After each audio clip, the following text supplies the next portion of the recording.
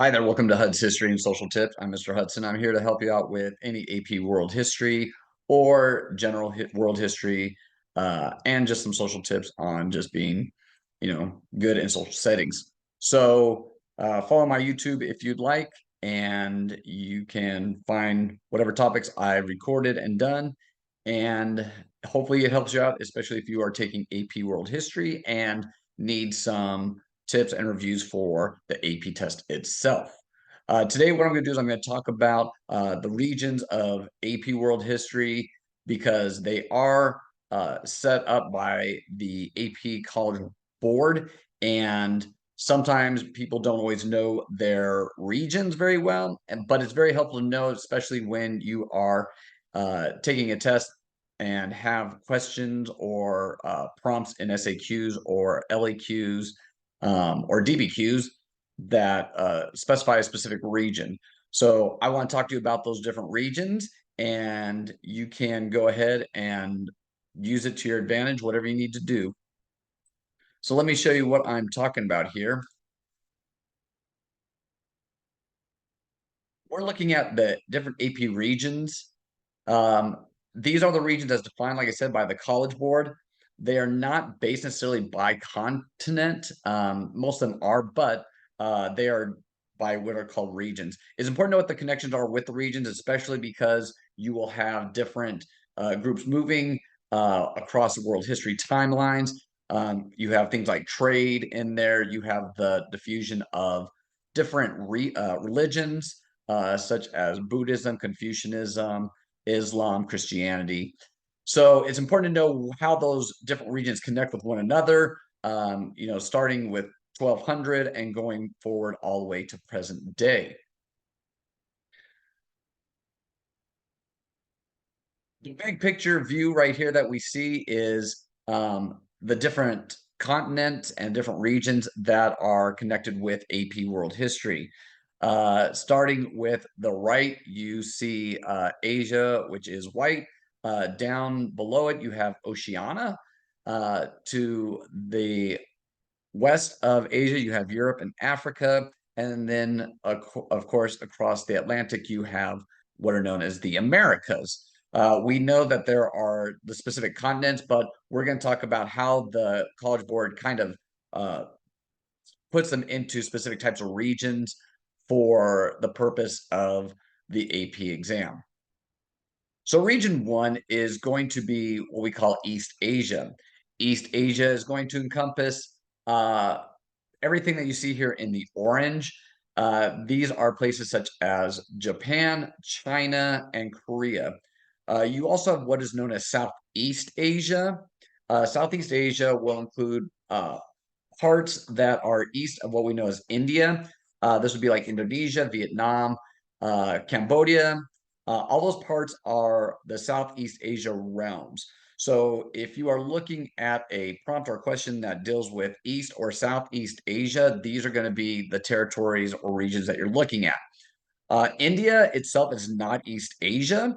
It's usually called South Asia, or it's known as the Indian subcontinent.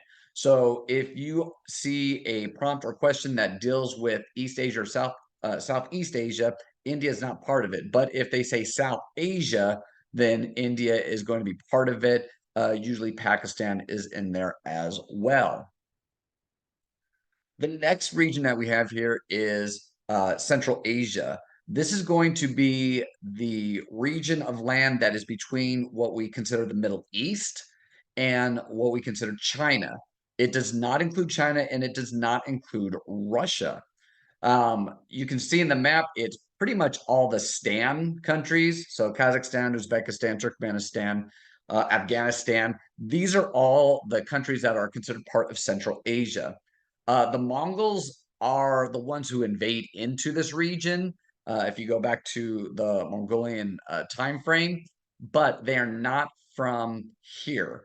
All right, they are from the region just north of China, and remember, China is East Asia, so this would not be where Mongols are from. They do conquer it, but they're not from here. The next region we have is what's considered North Africa and the Middle East. So this is going to be the area where we see the Sahara Desert and what are known as the Middle East countries. So this can include everything that goes from Morocco, which is uh, the northwest of Africa, all the way over to Iran and everything in between, on the northern part of the African continent, and then the countries that are part of the Arabian Peninsula and next to them. So you have places like Egypt, Libya, you have Persia or Iran. You also have Israel and Palestinian territories that are in there. It does not include Pakistan, nor does it include Afghanistan. Those are still part of Central Asia, which we saw in the last slide. The next region we have here is what's known as Sub-Saharan Africa. This is everything that is south of the Saharan Desert. So as you can see in the map, it includes pretty much 3/4 of the African continent. It just does not, it doesn't cover the northern part of Africa that touches the Mediterranean Sea. This includes a lot of places from the west of Africa, like the Mali Empire, goes all the way into the central Congo region area, and it will pretty much cover all of the different uh, places that used the Bantu language as it uh, pretty much diffused along the different trade routes throughout sub-Saharan Africa, and most of those African languages had derived from. So make sure you understand that sub-Saharan Africa is mostly everything that is south of the Saharan Desert. The next region we have is what's known as Eurasia. Eurasia is considered in the context of what we know as trade and contact between Europe and all of Asia. It is not broken into a region with the different countries like the other regions have been so far, but you want to make sure you understand Eurasia as context for what was going on between these two or three big regions: Europe, Asia Minor, Asia. Sometimes Africa gets included in there because they'll talk about Africa trade going up through Eurasia. But Eurasia itself is just that connection between Europe and Asia. So think in terms of like Silk Road, right? Think of the Crusades, anything where you have contact, even the Mongolian invasions going across Eurasia because they start north of China, but then they actually go all the way over to Eastern Europe and into Asia Minor or the Middle East.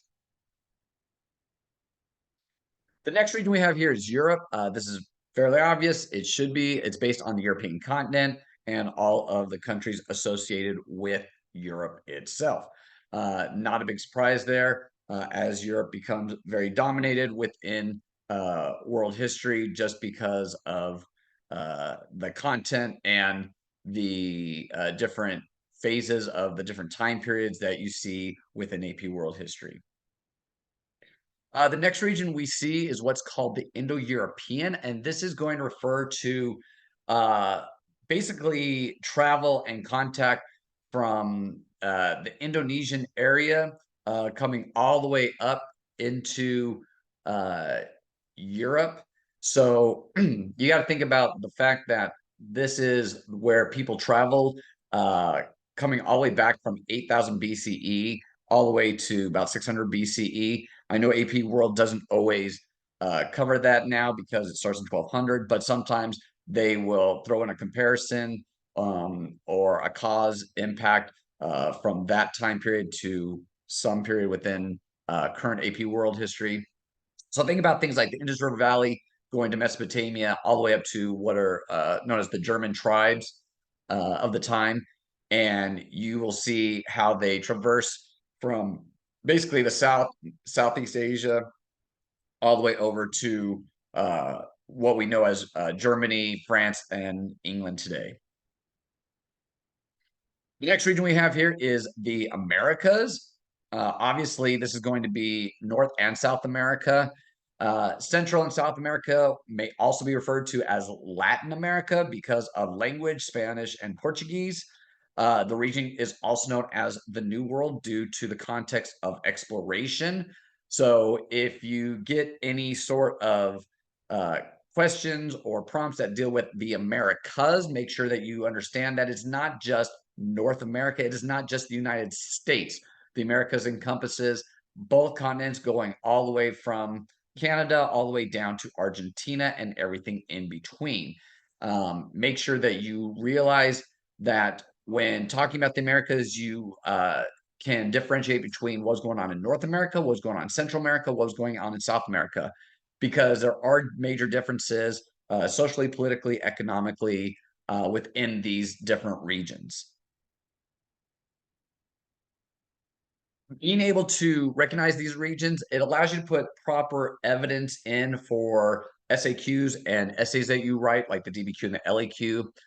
If you are asked about a specific region, you will at least know what places there are, and that way you can kind of remember, okay, what events took place there, what empires were part of it, who are the different groups, the ethnicities, the people, what kingdoms maybe, what battles events took place, what social or economic developments had occurred.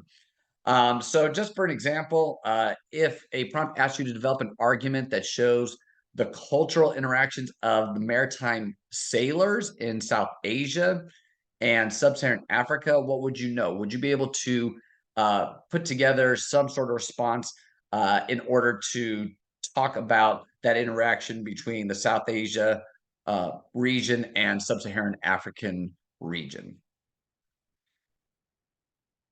So hopefully that gives you a little bit of information on the regions of world history for AP. If you like that, then make sure you follow along so when other videos come up for review, or if you're looking for specific content, hopefully it pops up once I go through, and hopefully I've made some. Some social tips. Social tip for the day is make sure that you are having a positive vibe and giving positive vibes out to other people. People are more likely to respond to you in a positive manner, especially if you give a smile. And smiling can actually help increase your test scores by 5% if you have a positive thinking mode when you go in there. Um, that just helps your endorphins. So hopefully this has helped you out. And if so, I'm glad. Look for my other videos once they get going. I'm Mr. Hudson. This is Hud's History. Hope you guys have a great one, and I'll talk to you again next time.